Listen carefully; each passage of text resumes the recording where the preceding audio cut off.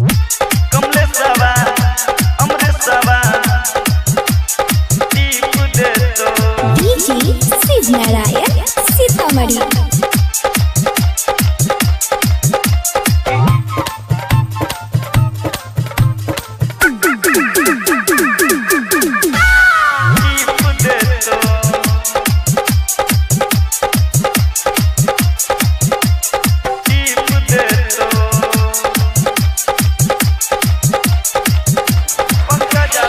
होठी मलाली गाने मवाली,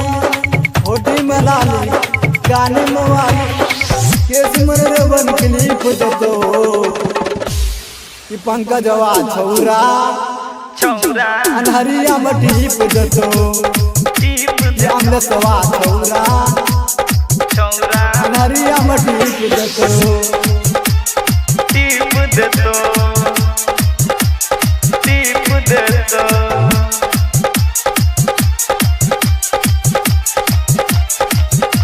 कमलेशवा छौरा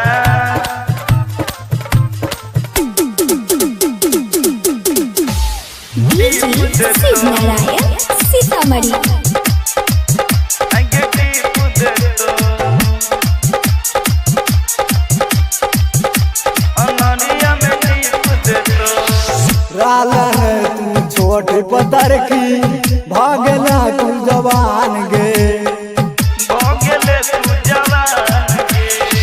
टाइट सूट साठ मछौरी लबी की तू जान गे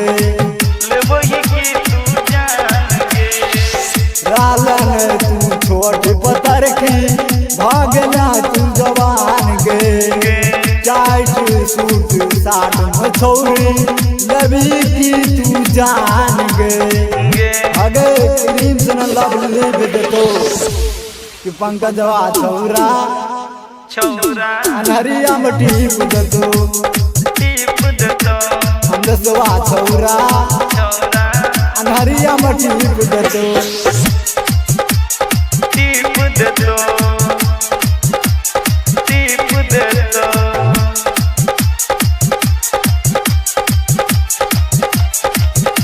कमलेशवा छौरा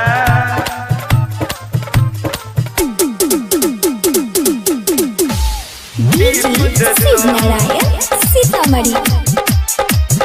आगे टीप दे तो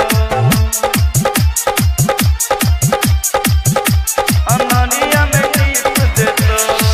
माजा मार के छोड़ दो गे छौरा कनिए गाल में